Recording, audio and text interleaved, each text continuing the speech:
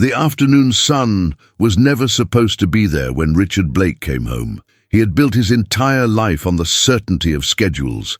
Meetings at 8, calls at 9, contracts at 10, lunches where people laughed at jokes he didn't find funny, dinners where he signed papers instead of looking at the sky. By the time he usually arrived at his mansion, the sun was gone and the house was as quiet as a museum. But that day, a small crack opened in his perfect routine. A client cancelled at the last minute. The driver took a faster route. Traffic, the one thing he could never buy, simply flowed. And so, at an hour when the city was still bathed in gold, Richard pushed open the heavy front door of his home and stepped into a light he wasn't used to seeing. The marble floor reflected the warm glow like a shallow pool. Dust particles floated lazily, turning in the air as if time itself had slowed down to watch him cross the hall. His footsteps echoed with that familiar authority that made employees stand straighter and fall silent. The house felt different, not empty, not exactly. He paused, listening. There, soft at first, like a memory he'd forgotten he owned. A melody, a song he dimly recognized, not from a concert hall or a restaurant, but from somewhere older, somewhere gentler. A simple tune, played low on a small speaker, drifting from the living room like a secret. His brow tightened. Music, in his living room. At this hour, Richard's jaw clenched automatically. Yes de habito vindo a tona. Music meant someone was too comfortable, too at ease, too forgetful of who paid for every wall, every light, every breath inside those doors. He walked deeper into the house, the sound growing clearer with cada passo. There was laughter too, light, bubbling, free, a laugh that didn't belong to investors or board members, a laugh that would never survive in one of his meetings. It slipped under the doorframe like sunlight under a curtain and reached him before Ele, Chigara Sala. He knew he should have cleared his throat. He knew he should have said something, announced himself, reminded whoever was inside that this was his house, his rules, his world. But he didn't. Instead, Richard stopped at the threshold of the living room and simply watched. For a moment he forgot to breathe. The room he knew so well looked like it had been borrowed from another life. Golden light poured in through the window on the left, painting the teal walls with a soft glow. The red curtains framed the scene like a theater stage. The blue sofa with orange pillows, escolhido por decorador que ele mal lembrava o nome, parecia agora o cenário de filme que ele nunca tinha visto. In the center of the room, the maid he only knew as Elena was spinning. Not cleaning, not scrubbing floors, not carrying laundry, not moving silently from corner to corner like a shadow. Dancing. Her blue uniform flared out as she twirled, the white apron lifting slightly with each turn. Yellow cleaning gloves, those ugly, practical things he'd never paid attention to, caught the sunlight and turned into something almost playful. Her dark hair was perfectly tied back, but a small strand had escaped and brushed her cheek when she laughed. And she was laughing, not the polite smile she gave when he walked in, not the quiet, measured expression of someone who'd learned long ago that her feelings didn't matter. This was real laughter, open, fearless, alive. Holding her hands was a boy.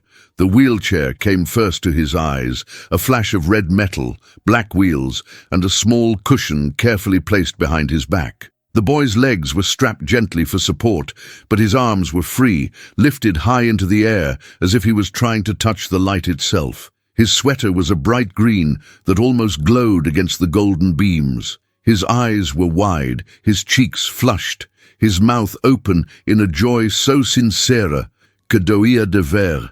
Elena guided him in small circles, careful and unconfident.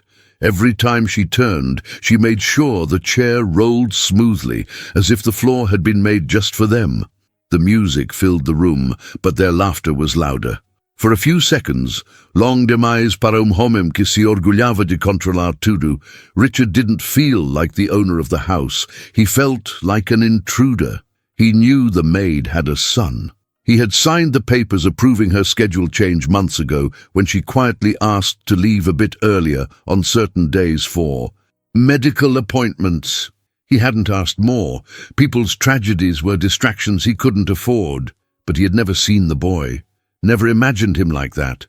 Not weak, not broken, bright, exploding with life. Something in his chest moved, a muscle he hadn't used in years. A memory slipped through the cracks, a woman's laughter in a smaller apartment, music playing from an old radio, hands pulling him into an awkward dance in the kitchen while dinner burned on the stove. His wife's voice, teasing, "Come on, Richard, you're not made of stone. Dance with me before the world hardens you completely." He blinked hard, the memory dissolving like sugar in hot water. On the other side of the room, Elena spun once more, then stopped just enough to bow to the boy, as if he were a prince at a ball. "Your turn, Daniel," she said softly. The boy threw his head back and laughed. "Again, Mom? Again, Mom." The word hit Richard like a quiet slap. He had never heard anyone call her that before. In his mind, she was simply the maid, a role, a function, a uniform passing through his home. But here, in this light, she wasn't a role. She was a mother, and this wasn't his living room. It was their world. Before he could stop it, a thought pushed its way into his head. When was the last time anyone laughed like that in this house? He didn't have an answer. Before we continue, imagine something with me for a second. If this moment were just a scene in a movie, you could pause it right here. A wealthy man frozen at the door, a maid spinning in golden light, a boy in a wheelchair laughing like the world didn't owe him anything. If you love stories that feel almost too real to be fiction, stories that hurt and heal at the same time, I want to ask you a small favor. Take a breath, look at this picture in your mind, and if your heart is already curious about what comes next, consider subscribing to the channel and leaving your like now. This simple gesture tells the algorithm that these stories matter and helps them reach more people who need a reason to believe in second chances. Thank you, truly. Now, let's go back to that doorway. Richard's hand tightened around the handle of his briefcase. The leather creaked softly. "This is ridiculous," he told himself. "They're just wasting time. They're in my living room, on my floor, in my house." His jaw set back into its usual place, firm, hard, unyielding. The moment of softness was shoved down, buried under years de costume. Emotion was a luxury. Efficiency was what had saved him after the accident, after the funeral, after the endless nights where grief tried to drown him. He cleared his throat, just once. The sound cut through the music like a blade. Elena froze. It was like watching a spell break. The smile faded from her lips before the music sequa termina. Her body viru un poco, as if she was physically shielding the boy from whatever stood at the door. Daniel followed her gaze, his arms still half raised. When he saw the man in the suit, something in his expression shifted, not exactly fear, but a confused awareness, as if he instinctively knew that this was someone who could decide things. The song kept playing for a few seconds, then stopped with a small electronic click. The silence that veio depois parecia mais alto do que a música. Helena's cheeks were flushed from the dance, her chest rising and falling rápido, mas ela tentou ajeitar o uniforme, como se pudesse apagar os últimos minutos passando a mão no tecido.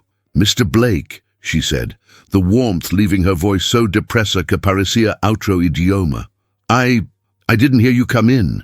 Apparently, he thought, you heard nothing at all. "What?" Richard asked, his tone controlled, each word carefully measured. "Is going on here?" No one moved. Daniel's hand, still hovering in the air, slowly lowered to the armrest of the wheelchair. His eyes flicked from his mother to the man in the doorway, reading the atmosphere more rapido do que qualquer adulto ali. "Dentro, we were just—" Elena began, then stopped. The truth sounded childish even in her own mind. "We were just dancing. We were just pretending that the world didn't hurt so much. We were just trying to feel normal for 5 minutes in a house that was never ours." She swallowed. "I'm sorry, sir. I'll turn the music off. It won't happen again." Richard stepped into the room, the soles of his shoes echoing on the floor. Up close, the smell of cleaning products e algo dolce, talvez o sabonete. Deal, se misturavam no ar. He looked at the boy, at the chair, at the legs that didn't move. "How long has he been here?" he asked. "Just today," she replied quickly. "I had no one to leave him with. The clinic cancelled his session, and I thought—" Her voice flew. She bit her lip, forcing the rest back. Richard turned his gaze to her, really looking at her for the first time, años de convivencia. There was something painfully familiar in the way her eyes shone when she tried not to cry, something that scratched at an old scar inside him. For a fraction of a second, in the slant of her smile, in the way she kept herself standing tall even under his stare, he saw another woman, another room, another lifetime. His wife, Emily, standing in front of him with flour on her face, laughing after burning dinner, saying, "You can fire me from the kitchen, Richard, but you're stuck with me everywhere else." He blinked, and Eleanor was just Eleanor again. The maid, the employee who had crossed a line. "This is not a playground," he said quietly. "Next time you can't find someone to look after him, you call the agency. You don't turn my living room into a circus." The word tasted wrong, even as he said it. The room had looked nothing like a circus. It had looked like happiness. Daniel's shoulders sank, so un poquito, but Richard noticed. The boy's hands tightened on the armrests, his fingertips turning white. "Come on, sweetheart," Eleanor murmured, forcing an obedient nod in Richard's direction. "Say goodbye." The boy hesitated. His eyes met Richard's just for a heartbeat. There was no hatred ali, only a curiosity calma e triste, como a de alguém que já entendeu que o mundo nem sempre é gentil, mas ainda assim escolhe sorrir. "Goodbye, sir," Daniel said, voice small but clear. Richard didn't answer. Couldn't. His throat felt tight. Eleanor began to wheel the chair toward the hallway. As they passed by him, a faint scent of soap, metal, and something like talco infantile, ficu no, or he could have let them go. Could have walked away, forgotten the scene, buried it under meetings and spreadsheets like fazia com todo o resto. Instead, ele virou o rosto e acompanhou com o olhar até que eles sumissem na porta.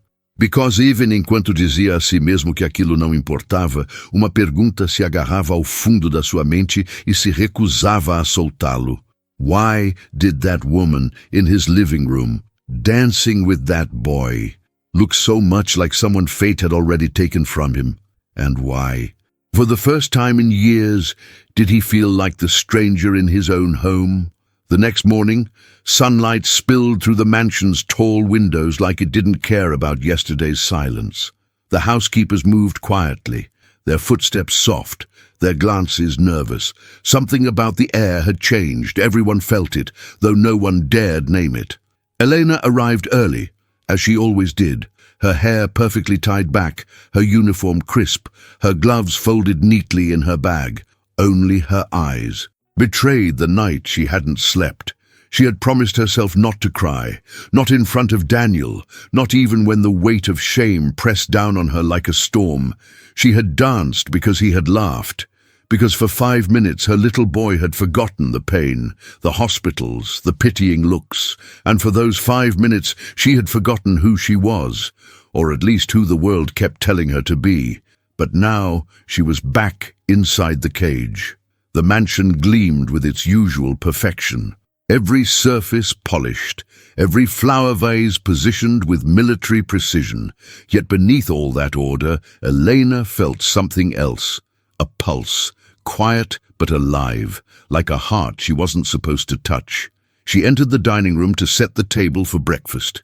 The silverware caught the morning light, slicing it into sharp reflections. She adjusted a spoon, then froze when she saw his shadow in the doorway. Richard. He stood there with his hands behind his back, posture immaculate as always. The kind of man who never raised his voice, because he didn't need to. His silence carried more power than most people's anger. "Eleanor," he said, his tone cool. "Yes, sir," she replied, keeping her eyes low. "I'd like to speak with you in my office." Her throat tightened. The silver spoon she was holding slipped slightly from her grip. and clinked against the table. She caught it quickly, took a deep breath, and nodded. "Yes, sir." The walk down the corridor felt endless. Every portrait on the walls seemed to watch her, painted ancestors judging her for trespassing in their pristine world. She wanted to explain, to apologize again, but she knew it wouldn't matter. Men like him didn't believe in explanations, only consequences. Richard's office was enormous, yet it felt smaller that morning. The air was thick, the curtains drawn halfway. Books lined the walls, untouched trophies of intellect and power. On the desk, his wedding photo still stood, the one he never moved, never dusted. Himself, but never let anyone else touch. He gestured for her to sit. She didn't. "You can stand if you prefer," he said, noticing the tension in her shoulders. "Thank you, sir." He studied her for a long moment. The silence stretched between them, heavy and uncomfortable. Then finally he spoke. "How long have you been bringing your son here?" Her lips parted in surprise. "Just yesterday, sir. I've never—" He cut her off with a quiet gesture. "And you thought this was appropriate?" "I didn't. I think you'd be home that early," she admitted, instantly regretting the words. Richard's eyebrow lifted, his tone like ice. "So the problem, Miss Morales, is not the act itself, but the fact that you were caught?" "No, sir," she said, her voice trembling. "I just didn't want to leave him alone. The clinic cancelled his session. He was crying. I didn't mean any disrespect." "Disrespect?" He almost laughed. "You turned my living room into a dance floor." She didn't answer. She couldn't. Her eyes were fixed on the floor, but her hands, clasped tightly in front of her, were trembling, then quieter. "Did he enjoy it?" Her head snapped up in confusion. The question didn't fit his tone. "I'm sorry?" "The boy," Richard said, looking away as if the words embarrassed him. "Did he enjoy it?" "Yes, sir," she whispered. He laughed for the first time in weeks. Something shifted in his expression, too small to name, but enough to make her wonder if she had imagined it. He turned to the window, hands still clasped behind his back. "What's his name?" "Daniel." "How old?" 8. "And what's wrong with him?" She hesitated. "Cerebral paralysis. He was born premature. The doctor said he wouldn't live past his first year." She smiled faintly, almost proud. "But he did. He always finds a way to keep going." Richard said nothing. His reflection in the glass looked older than the man standing there, as if time had stolen something from him that he never reclaimed. He finally spoke, still, facing the window. "I understand your situation, but this house is not a place for—" He paused, searching for the right word and failing. "For distractions." "I understand, sir. I'll arrange for your salary to be sent through the end of the month," he said abruptly. "You can use that time to find another position, preferably one that allows you to take care of your son properly." Her breath caught. "You're dismissing me?" "I'm not firing you out of cruelty," he said. "I'm simply maintaining order." Elena's voice was quiet but firm. "Order, sir?" He turned slowly. "Yes. This is a household that requires structure." She nodded, eyes glistening. "Of course. Structure, discipline, silence, everything clean, everything perfect. But tell me, sir," she swallowed hard, "when was the last time something alive existed inside this house?" The words slipped out before she could stop them. Richard's jaw tightened. For a long second, no one spoke. Then softly, almost without thinking, he said, "Please leave my office." Elena lowered her head, whispered, "Yes, sir," and walked out, back into the long corridor where the portraits no longer seemed to judge her, but mourn for her instead. When the door closed, Richard sat down heavily behind his desk. His pulse was steady, but his hands were shaking. On the far corner of the room, the photograph of his late wife caught the light. For a moment, he could have sworn the woman in the picture was smiling differently, as if she knew something he didn't. The bus rattled through the morning traffic like a tired old animal.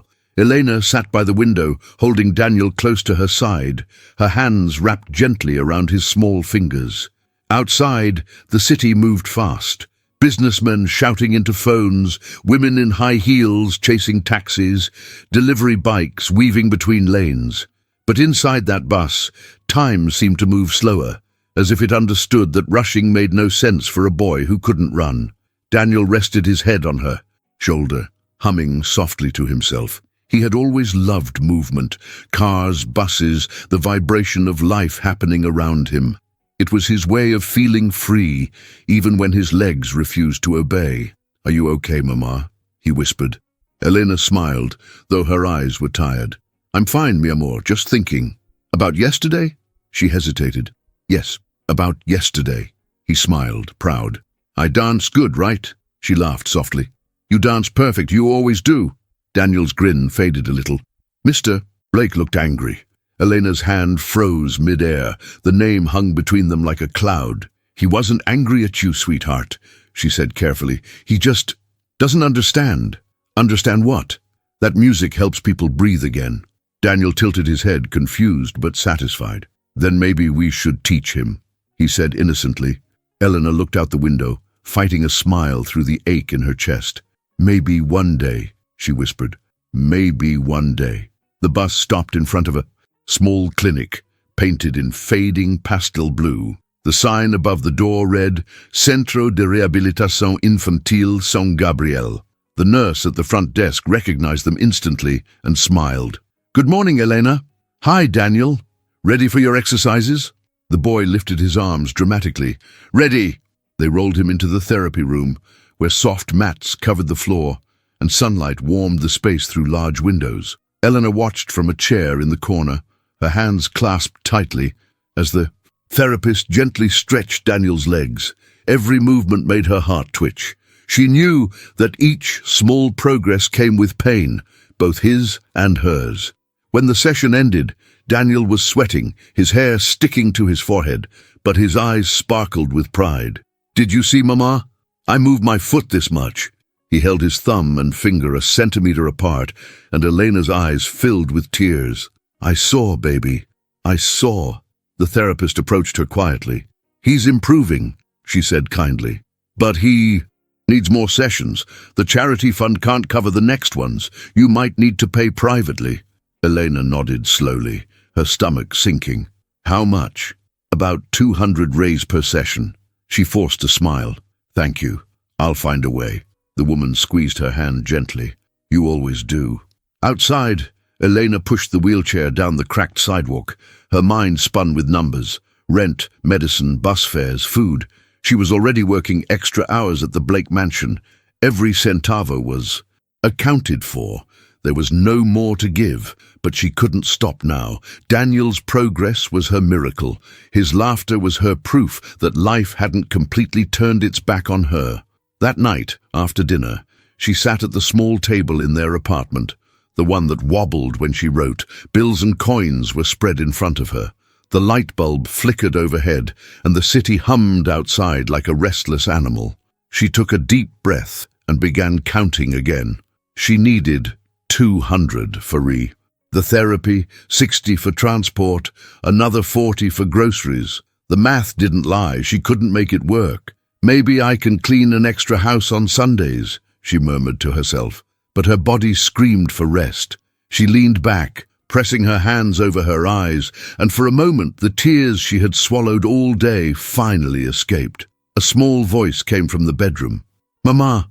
She quickly wiped her cheeks. "Yes, baby? Are you crying?" "No," she said softly, forcing her voice to stay light. "Just tired." Daniel wheeled himself closer to her door. "You can tell me, you know." Elena smiled sadly. "And what would you do, little man?" He thought for a moment. "I'd make you laugh, like you make me laugh when I'm scared." Her throat closed. She stood, walked to him, and knelt beside his chair. "You already do, Daniel.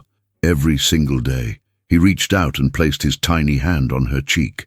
"Then we're even." She hugged him tightly, feeling the fragile strength of his body against hers. If love could be measured, that hug would have filled the whole room. Later, when he was asleep, she sat again by the window. The city lights reflected in her eyes as she whispered to herself, "One day he'll walk. One day I'll dance with him outside this house, under real light." And though she didn't know it yet, the man who had almost fired her that morning was sitting at his own window miles away, glass of whiskey in hand, replaying the same dance in his mind. wondering why he couldn't forget the sound of a child's laughter. That night, the mansion was quiet again. Too quiet. Richard sat in his office, the same one where he had dismissed Elena hours earlier, surrounded by the sterile order he had built to keep chaos out. The clock on the wall ticked steadily, a metronome marking his solitude. The whiskey in his glass had long gone warm, but he kept holding it anyway, not for the taste, but for the ritual. He had rituals for everything. Rituals kept him safe. Rituals kept him numb. He looked toward the window, where faint moonlight brushed the curtains. Somewhere out there, beyond the walls, life was happening. People laughing in small apartments, dogs barking, music bleeding from half-open windows. He remembered when his house used to sound like that. It was Emily who had filled it with noise. Emily and her soft chaos. Flowers in mismatched vases, music playing from morning till night, laughter that refused to fade even when he tried to work. Richard, she'd tease, leaning on the doorframe of his study, "You're going to turn into one of those grey men who only talk to numbers." "I like numbers," he'd reply, not looking up from his laptop. "Numbers don't love you back." She'd laugh, kiss his cheek, and walk away. And he'd smile despite himself, every time. But that was before the hospital, before the silence. He stood, crossed the room, and opened the drawer he almost never touched. Inside, buried beneath old reports and keys to a car he no longer drove, lay a small music box. He turned the key once. The melody filled the air, soft, familiar, haunting. It was the same song that had played in his living room that afternoon. His hand froze. The same rhythm, the same rise and fall of notes. It wasn't a coincidence. He sat down heavily, the sound tightening something deep inside him. Emily had bought that exact song on a cheap USB speaker years ago. She'd dance around the kitchen to it, dragging him by the hands when he was too serious to move. It had been her song, their song. Now, out of all the songs in the world, his maid had played that one. Richard rubbed his temples. "It's just music," he muttered. But even he didn't believe it. He remembered the look on Elena's face while she danced. There had been something in her expression, joy mixed with sorrow. The same fragile balance he used to see in Emily when she danced to hide her pain. The same kind of love that was strong enough to exist even inside a wound. He poured another drink and sank back in the chair. Maybe he had been too harsh, maybe, but every time he thought of that word, Mom, something twisted inside him. He hadn't heard it in years, not since the night the doctor said his wife and unborn child wouldn't make it. He could still hear the machines, the static of monitors, the doctor's quiet apology, as if mercy could be found in softer tones. He remembered holding Emily's hand while she whispered, "Promise me, you won't stop living." He had, nodded, and then he stopped living anyway. That was the night he buried not only her, but every piece of himself that felt. He became structure. He became order. He became the man who couldn't be hurt because there was nothing left to break. Until today, until that dance. He pressed his fingers against his eyes, breathing heavily, fighting the memories that were rising like a flood. The music box kept playing its melody, fragile, beautiful, merciless, and suddenly he saw something he hadn't let himself see before. When Elena had spun with her son, it wasn't just joy. It was defiance. It was life, dancing in the face of everything that had tried to kill it. He envied her, and that realization hurt more than anything. Richard turned off the music box and leaned back, staring at the ceiling. For the first time in years, he didn't know what to do. For the first time, silence wasn't peace.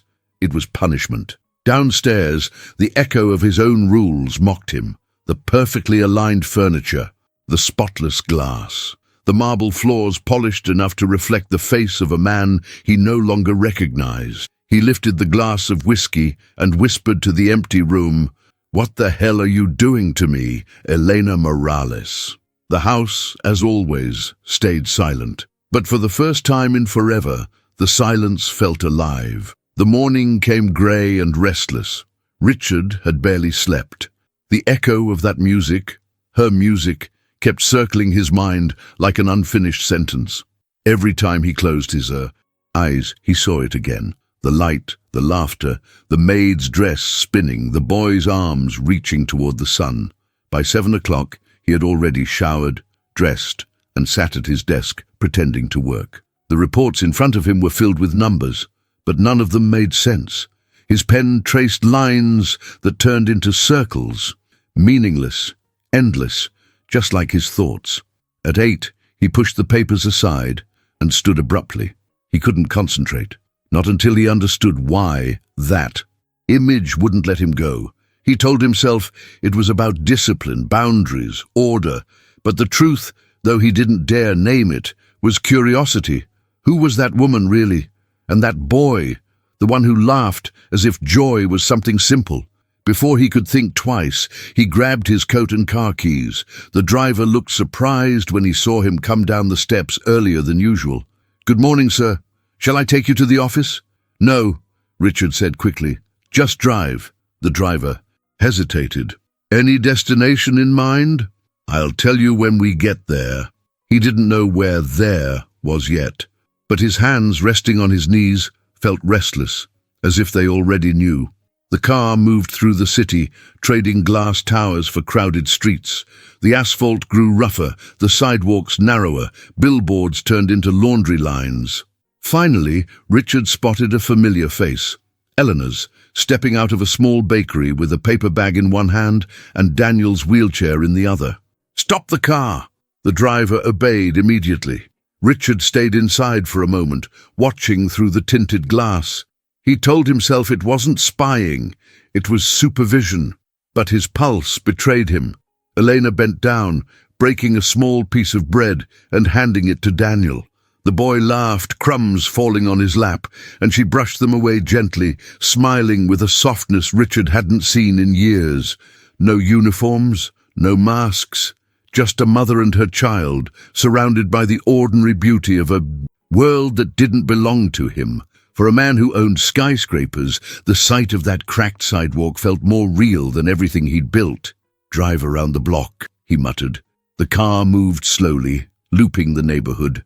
When they returned, Elena and Daniel were gone, but curiosity, or something heavier, anchored him there. He stepped out of the car. The air smelled of wet cement and bakery sugar. Children played soccer on the street, their laughter cutting through the morning fog. Richard's polished shoes didn't belong here, neither did his watch or his suit, but for the first time he didn't care. He walked until he saw them again, near a small park.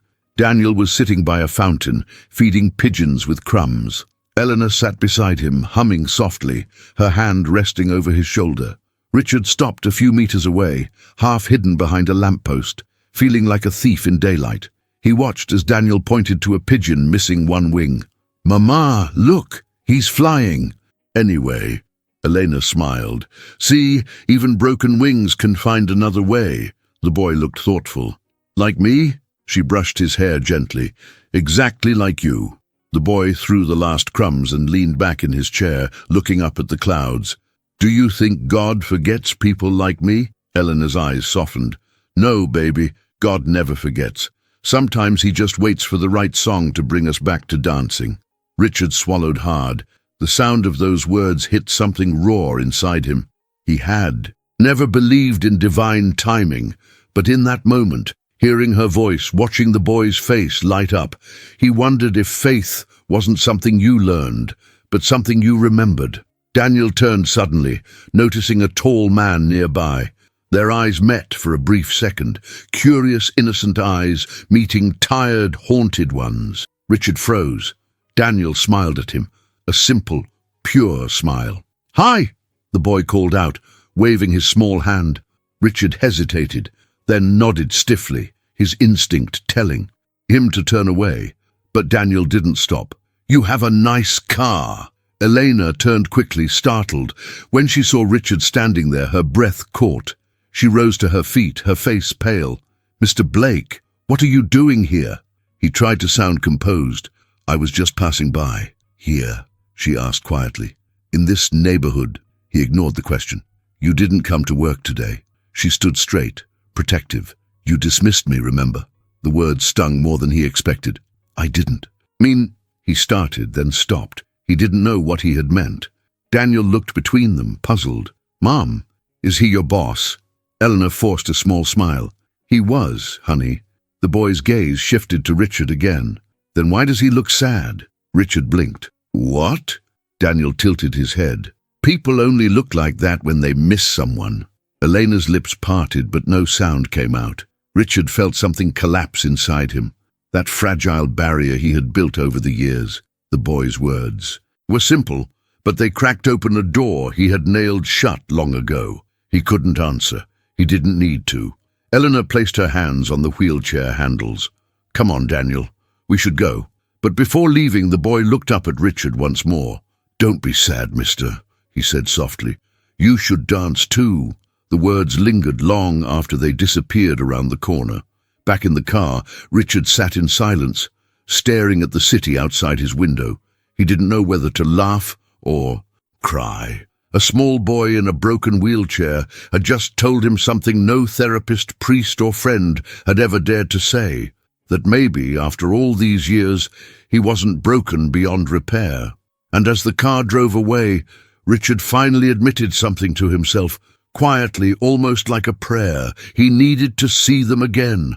That night, Richard dreamed again, but this time it didn't feel like a dream.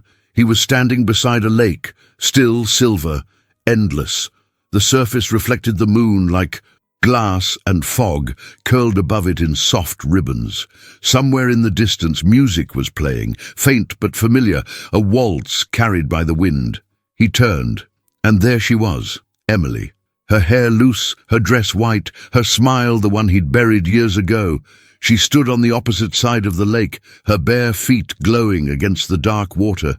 Emily. His voice broke in the mist. She didn't answer. She only raised her hand, a small, graceful gesture, inviting him closer. He stepped forward. The water lapped at his shoes, cold, real, and then he saw her eyes. They weren't the calm, soft blue he remembered. They were deeper now, carrying something ancient, almost knowing. Behind her, half hidden by fog, stood a woman holding a child. Richard squinted, heart pounding. The woman's silhouette looked familiar, hair tied back, posture straight, but gentle. Elena, he whispered. The fog thickened and the sound of the music grew louder. Emily looked over her shoulder at the woman behind her, smiled faintly, then turned back to him. You still don't see it, she said, her voice echoing like a whisper inside his bones. What? The truth. The ground beneath his feet rippled like liquid glass. He took another step, reaching for her hand, but she moved back farther and farther until she faded into the mist with the music. The last thing he heard was Daniel's laugh, echoing through the fog, bright and haunting. He woke up gasping. The room was dark, silent, except for the rain, beginning to fall against the windows. He sat up, drenched in sweat, his pulse racing like he'd run a marathon. The clock read 3:17 a.m. For a moment, he didn't move. His mind tried to separate dream from memory, but the edges blurred. He could still feel the cold water on his shoes, still hear that boy's laughter mixing with Emily's voice. He walked to the window, pushing aside the heavy curtains. The garden outside was slick with rain, each drop shining under the security lights like tiny ghosts. He pressed his palm against the glass. The cold grounded him, barely. Emily, he whispered. Saying her name felt strange now, like speaking to a shadow that had been waiting too long for an answer. He hadn't dreamed of her in years. He had made sure of that. But now she was back, standing beside a woman she had never met, holding a child that didn't belong to her. Or did he? Richard shook his head. It made no sense. But something about the dream, the way Emily had looked at him, the way she said, "You still don't see it," refused to let him go. He turned, scanning the office walls, his eyes landing on the framed photograph of her by the lake. It was the last picture ever taken, the weekend before the accident. She had been smiling, pregnant, full of life. He'd taken the photo himself, complaining about the light, telling her the wind was ruining her hair. She'd laughed and said, Then maybe you're not supposed to capture perfection. Maybe you're just supposed to feel it. Back then he didn't understand. Now he wasn't sure he ever had. He sat down on the couch, his mind replaying the dream in flashes, the lake, the fog, the laughter. And then, slowly, a thought came, so absurd that it almost made him laugh. What if the boy in the dream wasn't random? What if it was Daniel? He tried to shake it off. It was ridiculous. But even as he poured himself another drink, his hand trembled, because deep down, he already knew the truth. It wasn't the music that had brought those memories back. It was the boy with the green sweater and the eyes that seemed to carry someone else's light. He took a long sip of whiskey and whispered to the empty room, "Why do I feel like I've seen that child before?" The question hung in the air, unanswered, but not for long. Outside, the rain fell harder, drumming against the windows like the heartbeat of a story that refused to stay buried. And for the first time since his wife's death, Richard didn't want to go back to sleep. He wanted to dream again, because somewhere in that dream, Emily was waiting. The call came in the middle of the afternoon. Elena had just finished folding laundry in her small apartment when the phone vibrated on the counter. The number was unfamiliar, a private line. Her heart skipped a beat before she even answered. "Hello, Elena Morales? Yes, this is Mr. Blake's office. He would like to speak with you." For a moment, she couldn't breathe. "Mr. Blake, yes, he requests that you come to the mansion this evening, 6 o'clock. Her voice caught. Is something wrong?" "I wouldn't know, ma'am. He said it's important." The line went dead. She stood frozen, the folded towel slipping from her hands to the floor. Daniel, sitting nearby with his sketchbook, looked up. "Who was that, Mama?" Eleanor forced a smile that didn't reach her eyes. "Just someone from work. Are you going back?" "Just for a little while," she whispered. "Don't worry, mi amor." But worry was all she felt. She dressed carefully that evening. Clean uniform, hair tied neatly, hands trembling as she buttoned the white apron. The bus ride felt longer than usual, every stop an eternity. When she reached the mansion, the iron gates loomed taller than she remembered. The housekeeper, Mrs. Gordon, opened the door. Her face betrayed surprise. "He's expecting you in his study." Eleanor nodded, trying to hide the shaking in her knees. The corridor felt colder now, the marble floors echoing with her cautious steps. Every sound, the click of her shoes, the creak of a door, reminded her that she didn't belong here anymore. When she entered the office, Richard was standing by the window, his back turned. The last rays of sunlight painted him in gold and shadow. He didn't look at her when he spoke. "Thank you for coming." Her voice was quiet. "You asked for me, sir." "I did." He turned slowly. His eyes were darker than she remembered, tired, searching, almost human. "I had a dream," he said almost to himself. "About my wife." Elena didn't know how to respond. "I'm sorry, sir." "In the dream," he continued, "she was standing by a lake. There was a woman beside her.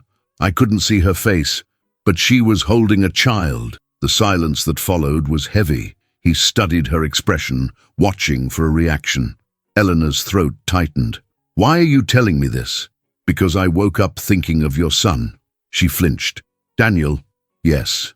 He stepped closer. "Tell me about him." She shook her head, instantly on guard. "He's just a child." "No," Richard said softly. "He's not just a child. There's something about him, something I can't explain." Elena looked down.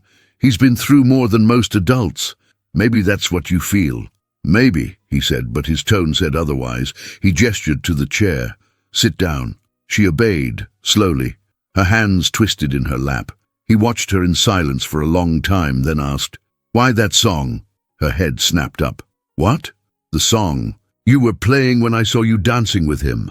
Where did you hear it?" Elena hesitated. "It's just a melody my mother used to play." "That's not true," he said quietly. "That song belonged to my wife." Her lips parted. "Your wife?" "Yes." His voice lowered. "She used to play it all the time. In our kitchen, in the garden, even at the hospital." Elena's heart pounded. "I didn't know." "You didn't?" He pressed, eyes narrowing. because that's quite a coincidence." "It's not a coincidence," she said softly. "It's a song that exists in many versions, sir. I bought it from a street musician years ago." He stared at her, searching for lies, but found none. Just exhaustion and something that looked too much like truth. Finally, he sighed and leaned back against the desk. "Maybe I'm just imagining things." Elena didn't answer. She could see the tremor in his hand, the subtle crack in his voice. Beneath his iron composure, the man was unraveling. Then, unexpectedly, he asked, "May I see him?" Elena froze. "What? Your son? Daniel? I'd like to see him." Her mind raced. Why? What could he want from them? Pity, guilt, control. "I don't think that's a good idea," she said finally. "I'm not asking to judge him, Elena," he said quietly. "I just need to understand something." "Understand what?" "I don't know yet." She stood. "Sir, please, we've been through enough. He's finally happy again. I can't—" "Elena," he interrupted, his voice low, almost pleading. "Please." The word please didn't fit him. It didn't belong in his vocabulary. Hearing it from his mouth felt almost wrong, and yet sincere. She hesitated, torn between fear and the strange compassion she felt watching him struggle. Finally, she whispered, "I'll think about it." He nodded, as if even that small mercy was more than he deserved. As she turned to leave, he said quietly, "You remind me of her." Elena stopped. "Your wife?" "Yes." She didn't turn around, but her eyes filled with tears. "Maybe you just miss her, sir." When she left the room, Richard stood alone in the fading light, his reflection merging with the window. He didn't know what haunted him more, the memory of his wife or the possibility that destiny had brought another woman into his life to finish the story he'd left undone. Outside, the rain had stopped, and for the first time in years, the house didn't feel completely lifeless. The city felt colder that week. Rain had been falling for 3 days straight, the kind of rain that blurred windows and made poor neighborhoods smell like damp concrete and sadness. Eleanor walked fast through the narrow streets, her coat soaked through, the umbrella half broken against the wind. In her hand, she clutched a paper envelope that had begun to dissolve at the edges. Inside, it was all she had left, her final paycheck from the Blake mansion, 200 rees short, just enough to remind her that mercy was a luxury she couldn't afford. When she reached the small apartment, Daniel was waiting by the window, his chin resting on his hands. "Mama!" he shouted as she came in. "You're wet!" She smiled faintly. "I'm fine, baby. Did you find another job?" "Not yet." She set the envelope on the table, trying to sound casual. "But I will. You know your mama." He nodded solemnly, pretending to believe her. She knelt beside him, untying his shoes. "How was your day?" "I drew something for you." He reached into his sketchbook and handed her a crumpled page. It was a drawing of 2 people dancing, one tall, one small, their hands joined under a golden sun. Elena's throat tightened. "It's beautiful, Daniel." "That's us," he said proudly. "You promised we'd dance again." She smiled, but her eyes glistened. "We will, baby. We will." That night, after putting him to bed, she sat at the small table again, counting what little money she had left. Rent was due in 3 days. Medicine was running out. The clinic had already called twice, politely reminding her that charity funds had limits. She pressed her palms over her face and whispered to herself, "I can't lose him, not after everything." Her mind went back to the mansion, to Richard's voice, his eyes, his confusion. Maybe she should have let him see Daniel. Maybe that would have helped somehow, but deep down, she knew the truth. Men like Richard didn't save people like her. They studied them, pitied them, and then went back to their glass towers. Still, something about his voice, the way he said please, kept echoing in her mind. She stood, went to the window and looked out. The rain had finally stopped. Across the narrow street, a flickering light bulb hummed outside the bakery where she used to buy bread for Daniel. Life continued, quiet, stubborn, indifferent. She whispered into the night, "God, if you're still listening, please don't let me break now." The next morning brought another blow. At the clinic, the receptionist met her with a sympathetic expression. "Elena, I'm so sorry. We can't continue." Daniel's therapy until the payment is made. I understand, she said softly. You've been one of our best mothers, the woman added kindly. But there's only so much we can do. Elena nodded. Her body moved mechanically, signing papers, saying thank you, promising to call. But her mind wasn't there. Daniel looked up from his wheelchair. No therapy today? She forced a smile. Not today, sweetheart. We're taking a break. Good. Then we can dance, he said cheerfully. She almost laughed, through the tears that burned her throat. They went to the small park instead. The sky was pale, the air heavy with the smell of wet grass. Daniel spun the wheels of his chair in small circles, humming the same melody that once filled the Blake mansion. Eleanor watched him, remembering that afternoon of golden light and laughter. How, for a few minutes, it had felt like they belonged somewhere. But belonging had a price she could no longer pay. Back at the apartment, the electricity bill was waiting at the door, a thin white envelope, cruel in its simplicity. She tossed it on the table next to the others. The pile of unopened letters looked like a quiet accusation. By nightfall, the power flickered once, twice, and died. The room plunged into darkness. Daniel gasped softly. It's okay, baby, she said, lighting a small candle. Just the lights. The warm glow filled the room with a fragile calm. Daniel reached for her hand. Mama, tell me a story. She smiled weakly. What kind of story? About heroes. Her eyes softened. Heroes, he nodded. The kind that never give up. She brushed his hair gently. Then I'll tell you about one who didn't have a sword or armor. She just had love, and a boy who gave her strength. Did she win? She's still fighting, Elena whispered. Daniel smiled, satisfied. Then she will. When he fell asleep, she stayed beside him, staring at the flickering candle until the wax melted down to nothing. Outside, thunder rolled again in the distance. Somewhere across the city, in a mansion lit by golden lamps and loneliness, Richard stood at his window, thinking of her. He didn't know why, but he couldn't stop. Every time he tried to forget, the image returned. A boy in a red wheelchair laughing under the sun, and for the first time, the thought didn't make him uncomfortable. It made him ache. The rain finally stopped. For the first time in days, sunlight touched the windows of the Blake mansion. Cold, filtered, almost hesitant, as if afraid of what it might find inside. Mrs. Gordon, the housekeeper, moved through the corridors with her usual precision. She was a quiet woman, loyal, discreet, the kind of presence that seemed part of the furniture.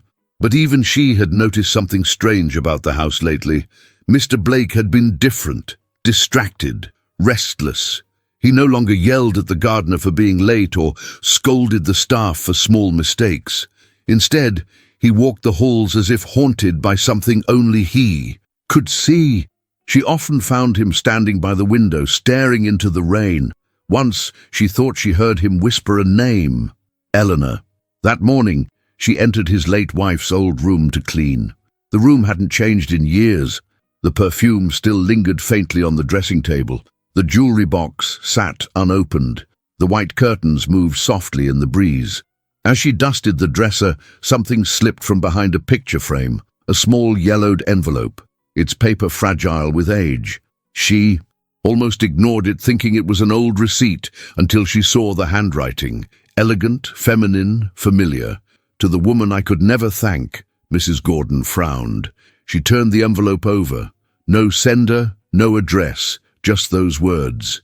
Curiosity, a rare thing for her, bloomed quietly. She hesitated, then walked to Richard's office and knocked gently. Sir? He looked up from his desk, startled. Yes, Mrs. Gordon? I found something. In Mrs. Blake's room. He blinked. Her room? Yes, sir.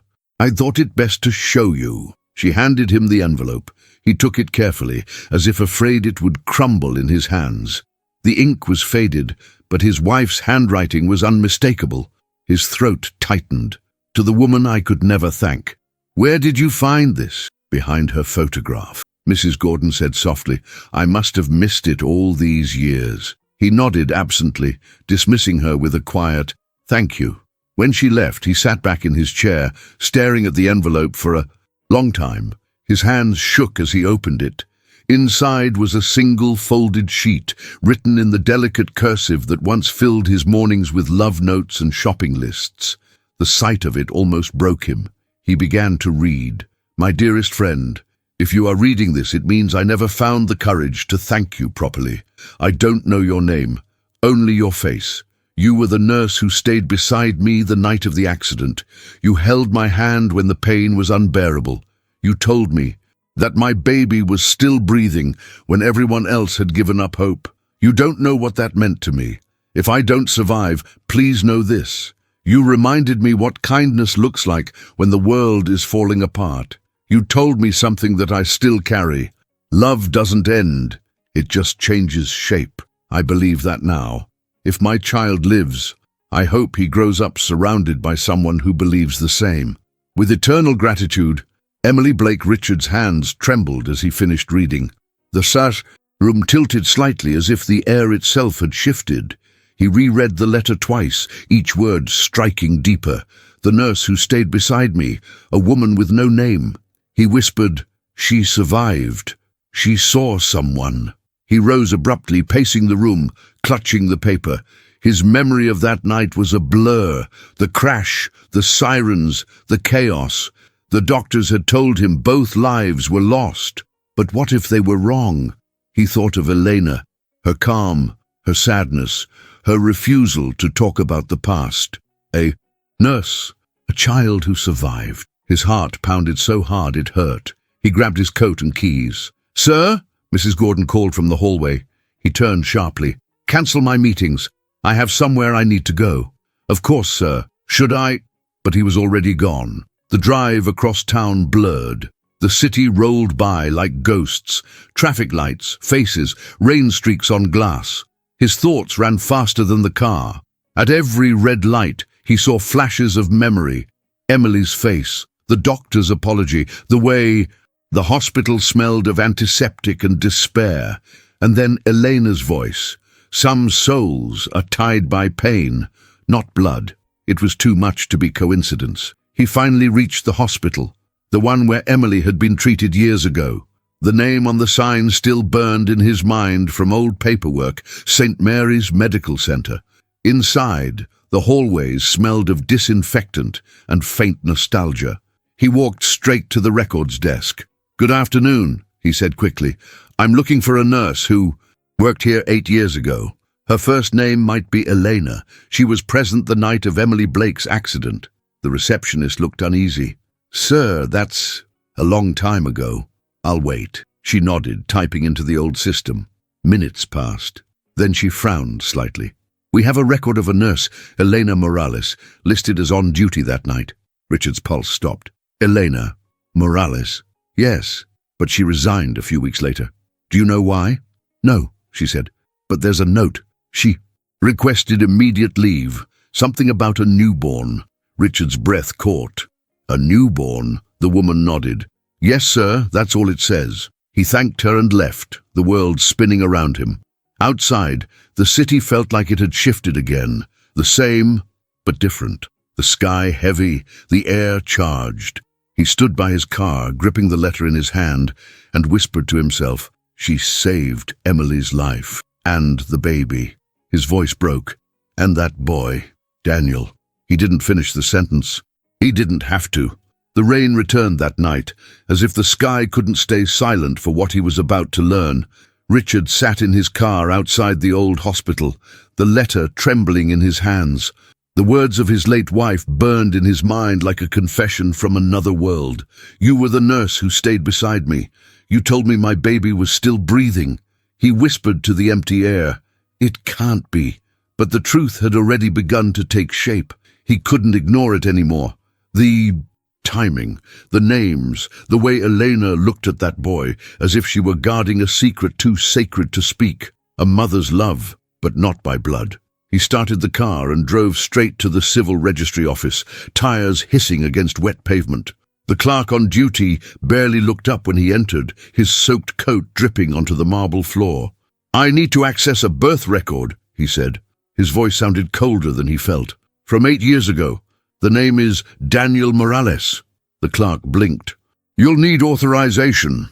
Richard leaned forward, sliding his ID across the counter. "You'll have it." The man hesitated, then sighed, typing into the computer. "All right, let's see. Daniel Morales, born 8 years ago at St. Mary's Medical Center." "Yes," Richard said, his pulse quickening. "The mother's name?" The clerk squinted at the screen. "Elena Morales." "And the father?" The clerk frowned. "Strange. It says unknown. But what?" "There's an attached note. The original. Medical file was sealed. Private order." "Who sealed it?" The man hesitated. "Doctor's signature. Looks like a Dr. Howard Blake." Richard froze. His brother. For a moment, the room spun. He gripped the edge of the counter to steady himself. His brother had been the head surgeon that night, the one who'd given him the news, the one who said, "I'm sorry, Richard. We did everything we could. Neither made it. But if the baby had lived." He swallowed hard, his voice a whisper. "Can I see the file?" The clerk looked nervous. "Sir, it's confidential." Richard cut him off, slamming his ID onto the counter.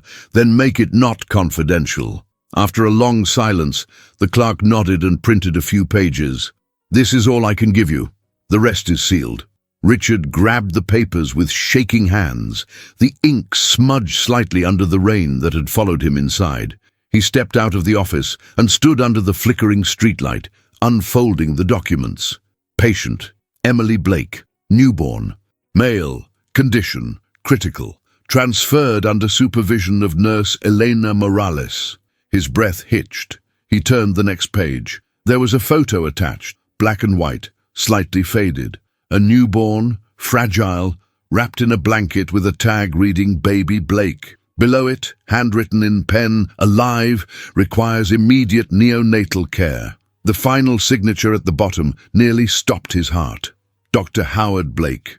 He closed his eyes, whispering to the storm, "You lied to me." His own brother, the one who had held his shoulder that night, who had promised the truth, had hidden his son's existence. The realization tore through him, rage, disbelief, grief, all colliding into one unbearable force. He got into the car again, heart pounding, mind burning. He drove without thinking. The streets blurred into streaks of light and shadow. He only knew one address now, the one he had written down after following Elena days ago. When he reached the apartment building, the lights were off. He stood outside the door, rain dripping from his hair, his coat heavy with water and regret. He knocked once, twice. "Who is it?" came her tired voice from inside. "It's me." A pause, then, "Mr. Blake?" "Yes." The door opened slowly. Elena appeared, her eyes puffy from exhaustion, her face pale in the dim light of a single candle. "Sir, it's late. What are you doing here?" He didn't answer right away. He was staring past her, into the small, humble apartment, the peeling walls, the empty fridge, the sketch of two people dancing pinned to the wall. And there, asleep in the wheelchair near the window, was Daniel, his son. The sight hit him like lightning, raw and holy. The same curve of the mouth, the same dimple on the left cheek. Emily's eyes. He stepped closer without realizing it. "He looks like her." Eleanor stiffened. "Like who?" "My wife." Her face drained of color. "Sir, you should go." He shook his head slowly, voice breaking. "No, you need to tell me the truth." She backed away, clutching her arms. "Please don't." "Elena, I found the records, the letter. My wife wrote to you. She thanked the nurse who saved her, and her baby." Tears welled in her eyes. "You don't understand." "I do," he said, stepping closer. "You saved her. You saved him." She shook her head violently. "Stop. You lied to me for 8 years. Her breath caught. "I didn't lie. I protected him." "Protected him from what?" "From you." The words exploded from her like lightning, echoing through the small apartment. He froze. "From me?" "Yes," she whispered, trembling. "You were broken, Richard. You were drowning in anger. You would have blamed him for her death. You weren't ready to love anyone." The silence that followed was unbearable. He turned toward the boy again, his heart breaking open. "He's mine." Elena nodded, tears streaming down her cheeks. "Yes." He stepped closer, voice trembling. "You should have told me." "I wanted to." she said softly.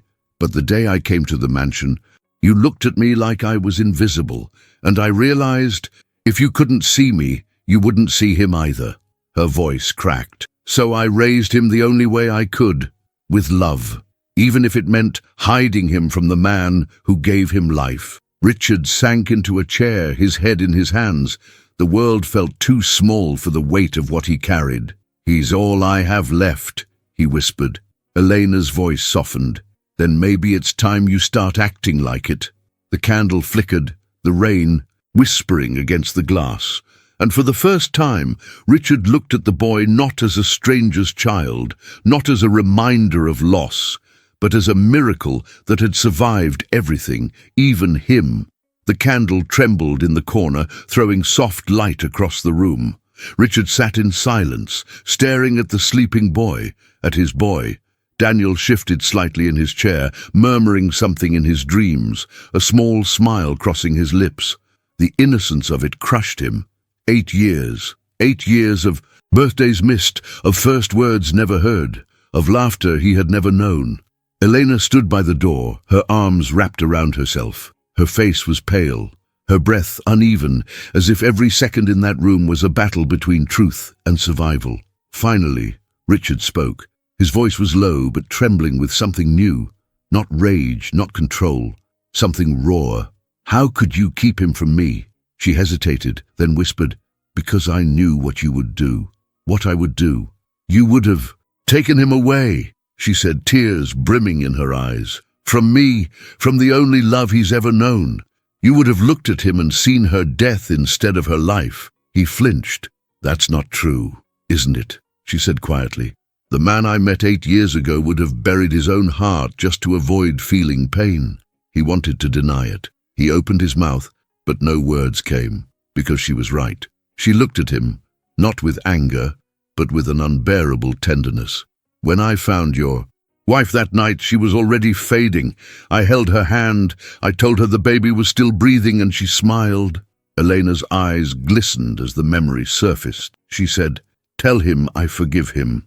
Those were her last words. Richard felt something break deep inside him. He whispered, "Forgive me." For what? She didn't say. Maybe for not believing in miracles, maybe for not being there. His vision blurred. He leaned forward, pressing his hands over his face. "I thought they both died. My brother told me." "I know," she said softly. "He told me not to speak to you.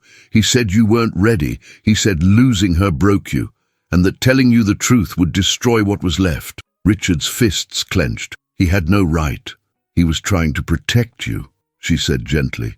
"And when I saw you at the hospital, shattered and hollow, I understood. You didn't need another truth. You needed to survive." She took a step closer. "So I left with the baby. I left because I couldn't let him die too, not after everything his mother sacrificed for him." He lifted his head slowly. His eyes, usually so cold, were wet and lost. "You raised him as your own." Elena nodded. Every breath, every heartbeat. He looked at her, really looked, and saw for the first time what love looked like when it wasn't dressed in comfort or wealth. It was in the lines under her eyes, in the tired hands, in the quiet strength of a woman who had given everything for someone else's child, a child who should have been his. He rose slowly, walked toward Daniel, and knelt beside the chair. The boy stirred slightly but didn't wake. Richard reached out, brushing a lock of hair from his forehead with trembling fingers. He whispered, "He has her eyes." Elena nodded. "And your stubbornness." Richard laughed softly through his tears, the first sound of life that had come from him in years. "That explains a lot." Elena's eyes softened. "He doesn't know." Richard looked up. "He doesn't know who I am?" She shook her head. "He knows his father died before he was born. I couldn't tell him otherwise. He would have wanted you." He swallowed hard. "He deserves to know." "Maybe," she said, voice cracking, "but he deserves peace more." The words sank into him like a quiet truth he couldn't argue. He stood, pacing slowly. "I've lived in that house surrounded by ghosts, and all this time, my son was alive, smiling, dancing, breathing." She whispered, "And you never saw him because you stopped." Looking at life, he turned sharply toward her. Do you know what it's like to bury someone you love? Yes, she said simply. The answer hit him like a wave, because she meant it. She had buried her own life for his son's sake. Silence fell again, thick and trembling. Only the rain tapping gently at the window broke it. Finally, Richard whispered, "What do I do now?" Elena looked at him, her eyes reflecting both exhaustion and mercy. You start over. You don't erase the past. You face it. He stared at her, his voice barely audible. Can I see him awake? Tomorrow. She hesitated, then nodded slowly. Yes, tomorrow. He took a deep breath, as if learning to breathe again. Thank you. Eleanor smiled weakly. Don't thank me, Mr. Blake. Thank the woman who believed you still had a heart. He froze. Emily. Elena nodded. She never stopped loving you, even when she knew she wouldn't stay. He turned toward the sleeping boy once more. The candlelight danced across Daniel's face. That small, perfect reflection of everything he had lost and somehow regained. For the first time in 8 years, Richard Blake didn't feel cursed. He felt forgiven. He whispered to the darkness, Emily, I found him. The next morning arrived soft and grey, the kind of dawn that doesn't rush the world awake. For the first time in years, Richard Blake didn't wake up in the mansion. He had fallen asleep on Elena's couch, his coat draped over him, the rain outside whispering through the night like forgiveness. When he opened his eyes, the first thing he saw was the small apartment bathed in pale light, the cracked wall, the candle burned to its base, and the quiet hum of life that his wealth had never bought him.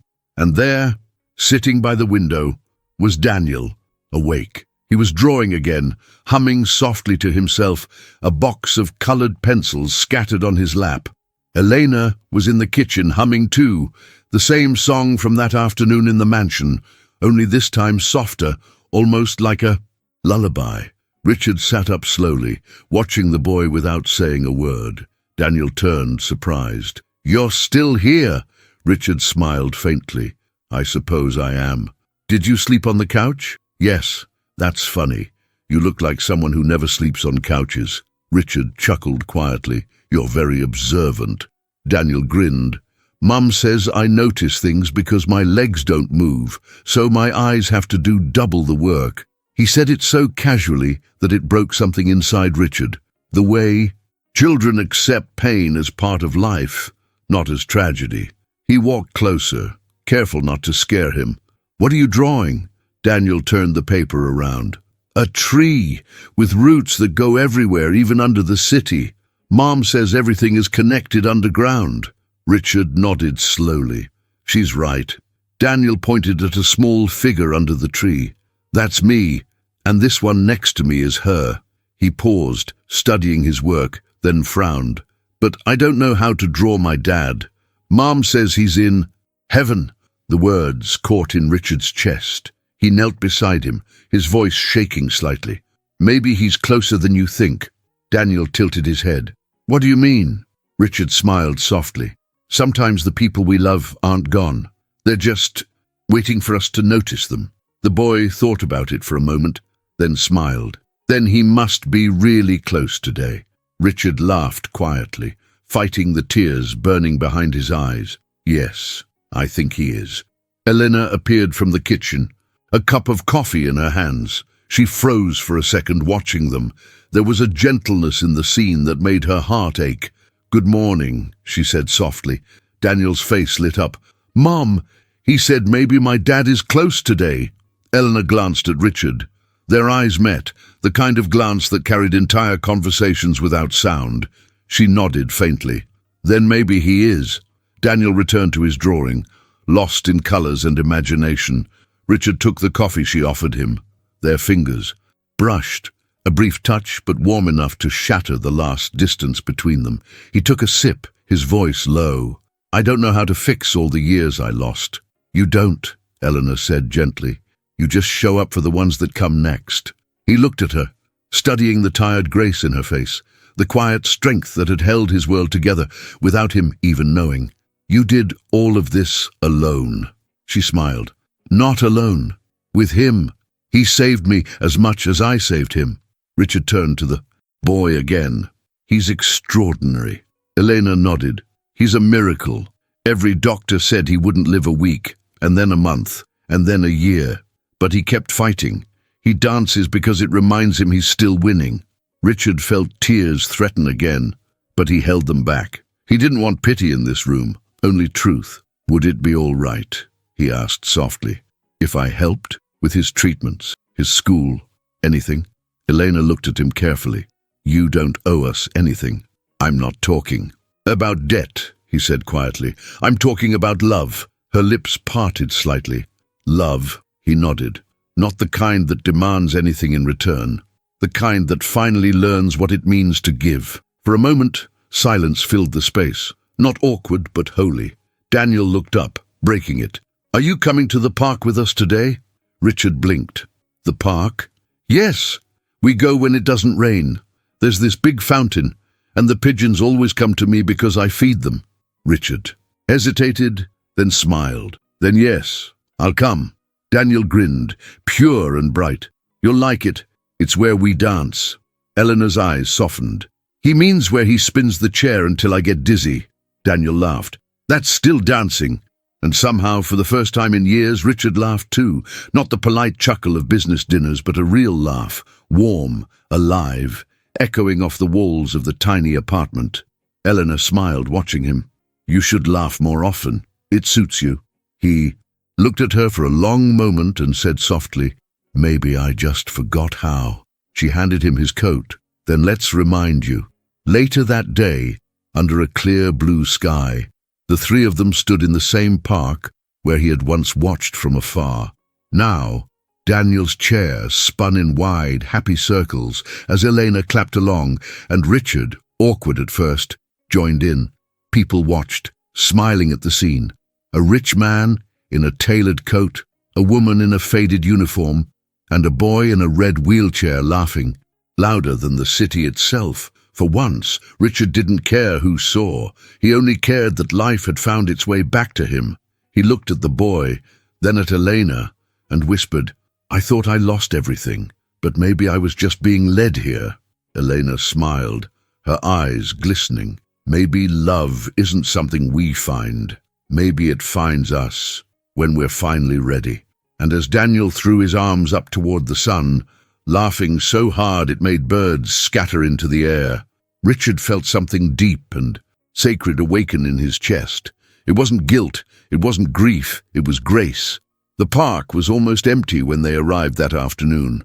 A faint golden light spilled across the trees, and the fountain shimmered under it like melted glass. Elena spread a blanket under a tall oak tree, while Daniel rolled his chair through the grass, chasing a stray leaf carried by the wind.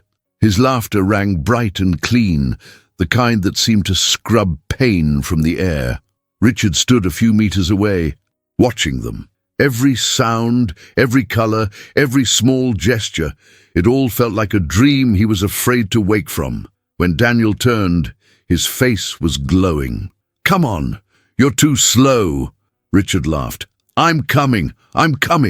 He jogged to them, his shoes sinking slightly into the damp ground. Elena looked up and smiled. He's been waiting all morning for this. For what? Richard asked. Daniel raised his hands proudly. To dance again. Elena chuckled softly. We haven't done that since... She stopped, catching herself. Since before everything changed. Daniel looked at her. Then we should do it now. The boy pressed a button on his small speaker. Music filled the air, the same melody that had once echoed in the marble halls of the Blake mansion, when everything between them had been chaos and misunderstanding. But now it sounded different, lighter, brighter, free. Elena moved behind his chair, her hands resting gently on the handles, ready, always. She began to spin him. Slowly, the wheels drawing soft circles on the grass. Daniel lifted his arms, laughing with abandon. The wind caught his hair, the sunlight wrapped around them, and suddenly the world seemed to pause, as if the universe itself had been waiting for this dance. Richard watched, frozen. He remembered that first day, walking into the mansion's living room and seeing them move like this, his anger blinding him to the beauty of it. But now, All he saw was love. He stepped closer. "May I?" Elena turned, surprised. "You?" "Yes," he said simply. "I've never learned how to dance." She smiled faintly. "It's not about learning. It's about feeling." She handed him the handles. "Here." He hesitated, then gripped them carefully. The metal felt warm from the sun. Daniel looked up at him with wide eyes. "Don't be scared, mister. Just move with the music." Richard laughed softly. "All right, teacher." He began to push the chair, awkward at first, too cautious, too restrained. But then Daniel leaned back, spreading his arms again, and something inside Richard let go. He matched the rhythm, spinning the chair in wide circles. The laughter that burst from the boy was pure joy, contagious, unstoppable. Eleanor watched, her eyes glistening, a hand pressed to her chest. The scene before her felt like something sacred, the man who had lost everything now learning to live again through the child he'd unknowingly abandoned. The melody rose, soaring through the park. A breeze swept through. The trees, carrying petals from a nearby garden, they floated around them like blessings. When the song slowed, Richard stopped the chair gently. Daniel was laughing so hard he could barely breathe. "That was perfect," he shouted. Richard smiled, kneeling beside him. "You think so?" "I know so," Daniel said, grinning. "You dance like Mom, just with more shoes." Eleanor burst out laughing, wiping a tear from her cheek. "That's accurate." Richard laughed too, shaking his head. "Then I'll take that as a compliment." The boy reached out, taking both their hands. "We're all together now. That means we have to dance again. Every week." Elena smiled. "Every week." Richard nodded, his voice steady but soft. "Every week." They sat together on the blanket afterward, watching the sky turn shades of gold and rose. Daniel leaned against Elena's arm, humming quietly. Richard glanced at her. "He's her miracle." Elena looked at him. "And yours too. You just didn't know it yet." He nodded. "Maybe I needed to lose everything to understand what it means to have something real." Elena smiled faintly. "Or maybe you just needed to stop running from what love leaves behind." They sat in silence after that. No grand speeches, no promises, just presence. The wind rustled softly through the trees. Then Daniel whispered, half asleep, "Mom, Mr. Blake, do you think she can see us?" Elena brushed his hair gently. "Who, baby?" "My other mom." Her voice faltered. "I think she can." Richard looked up at the sky, clouds tinted with fire and gold. "She can, and I think she's dancing too." The boy smiled and drifted into sleep, the music still playing faintly from the speaker. Eleanor leaned her head against Richard's shoulder, her eyes half closed. "You were right," she murmured. "Love doesn't end." Richard looked down at Daniel, then at the horizon where the sun was melting into the city. "No," he whispered, "it just changes shape." The wind blew softly, carrying their laughter into the fading light, a symphony of forgiveness, rebirth, and love rediscovered. And for the first time in 8 long years, the world felt whole again. The next days passed like the calm after a long storm. For the first time in years, the world around them seemed softer, quieter. Richard began to visit often. Sometimes he brought books for Daniel, sometimes food, sometimes nothing but time. He never stayed too long, never pushed. He just came, helped where he could, and left with a quiet promise in his eyes. Daniel adored him. Every afternoon became a countdown until Mr. Blake arrived. They built paper airplanes, fed the pigeons, watched sunsets from the window. Eleanor watched it all with a heart divided, part warmth, part fear. The rhythm of her life, once shaped by survival, was changing too fast. One evening she was washing dishes when Richard appeared behind her, holding a small envelope. "What's this?" she asked, drying her hands. "Just something I thought you might want to see." She frowned, opening it carefully. Inside were papers, thick officials stamped with gold seals. Her eyes widened. "What is this, Richard?" He smiled softly. "A scholarship for Daniel, a private academy that specializes in children with special needs. Full program, therapy, art, music, all covered." Her breath caught. "Richard, I know what you're thinking, he said, raising a hand. You don't owe me anything. This isn't about debt or charity. Then what is it about? She whispered. He hesitated. It's about time, about giving him what I should have given him years ago. She looked down at the papers. He'll never want to leave me. I'm not asking him to, he said gently. I just want to open the world for him. Her voice cracked. You can open doors I'll never even see, and that scares me. He frowned. Scares you? Yes, she said quietly. Because I've spent my whole life fighting to keep what little I have. Every time someone rich promised to help, it came with chains I couldn't see until it was too late. Richard's heart twisted. You think I'd chain you? I think you don't realize how easy it is for people like you to make people like me disappear, she said softly. Even with good intentions. He stepped closer, his voice low. I don't want to take anything from you, Elena. Not your pride, not your strength, not your life. I just want to be part of it. Her eyes met his, full of fear and tenderness at once. You already are, he smiled sadly. Then why? Does it feel like you're still keeping me at a distance? She took a slow breath. Because if I let you in completely, and you change your mind, it'll destroy me. I can't survive that again. The silence that followed was heavy. He understood every word she didn't say. He looked toward the window where Daniel's laughter drifted in from the hallway as he played with a neighbor's cat. I can't promise perfection, Richard said finally, but I can promise presence. And sometimes that's all a man, like me, has left to give. Elena's eyes softened, but her voice trembled. Presence isn't enough if it means losing myself. He nodded slowly. Then I'll wait, as long as it takes. She blinked, surprised. Wait? Yes. He smiled faintly. For you to believe that this time love doesn't come to take, it comes to build. For the first time, she couldn't answer.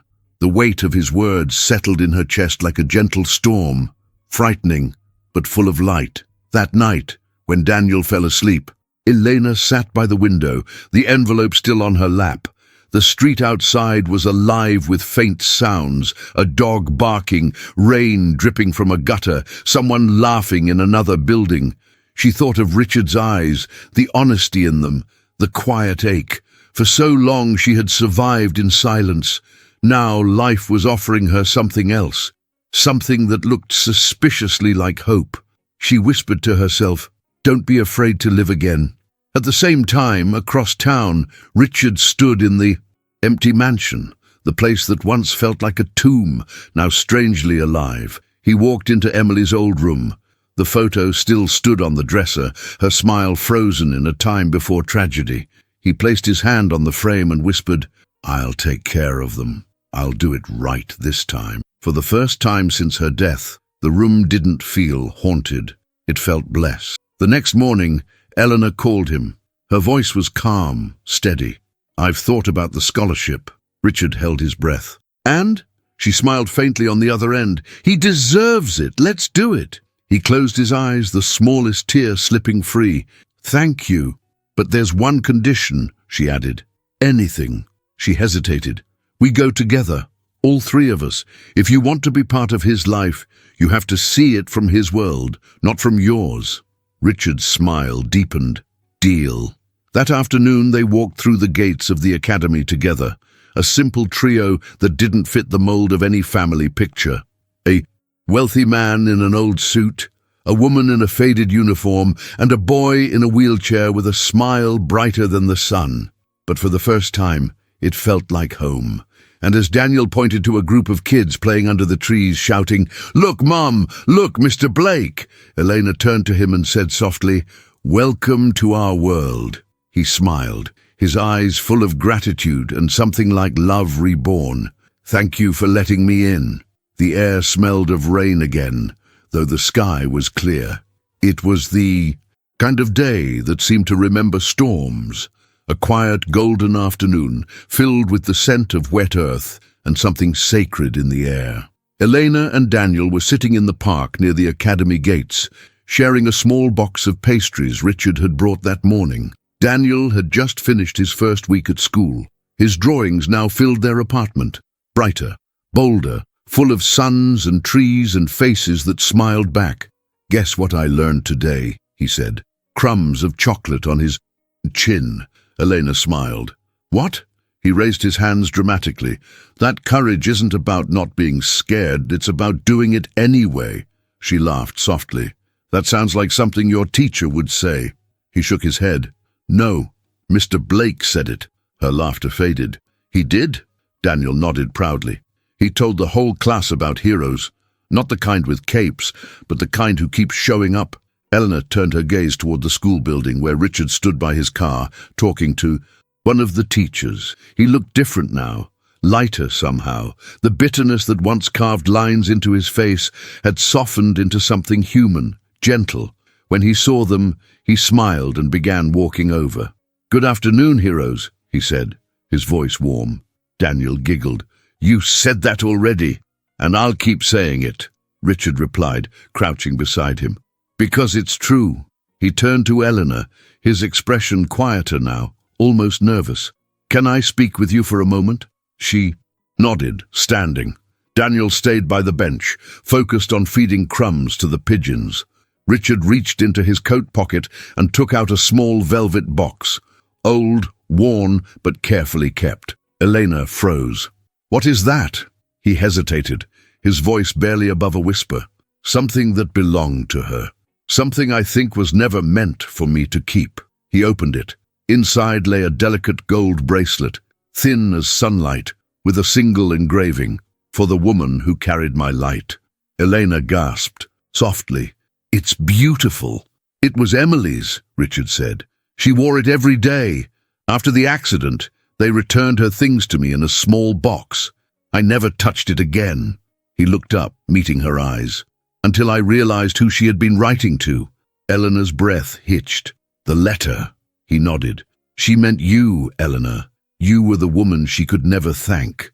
Her eyes filled with tears. "I only did what anyone would have done." "No," he said quietly. "Most people would have walked away. You stayed. You saved her child. You saved me, even when you didn't know it." He held out the bracelet. "I think she would have wanted you to have this." Eleanor shook her head, tears slipping down her cheeks. "I can't." "You can," Richard insisted, "because it's not about ownership, it's about connection." She stared at the bracelet, the gold catching the afternoon light like liquid memory.